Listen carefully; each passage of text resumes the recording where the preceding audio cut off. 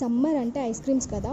మనం సమ్మర్లో హెల్దీగా ఇంట్లోనే ఐస్ క్రీమ్స్ ప్రిపేర్ చేసుకోవచ్చు. ఫస్ట్ నేను 2 బనానాస్ తీసుకున్నా, వాటిని పీసెస్ కట్ చేసుకొని డీఫ్రోజర్ అవర్స్ పెట్టేసుకోవాలి.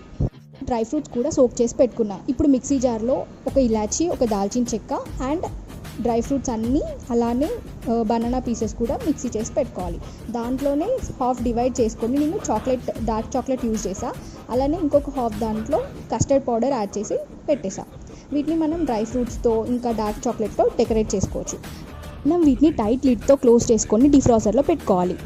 2-3 అవర్స్ తర్వాత ఎంజాయ్ చేసేయచ్చు. మనం డార్క్ చాక్లెట్ ఇంకా కస్టర్డ్ పౌడర్ వేసుకోకుండా కూడా అలానే పెట్టేసేయచ్చు. బట్ డార్క్ చాక్లెట్ ఇంకా కస్టర్డ్ పౌడర్ వేస్తే కలర్ అండ్ టెక్స్చర్ మారుతుంది, అలానే టేస్ట్ కూడా ఇంక్రీజ్ అవుతుంది.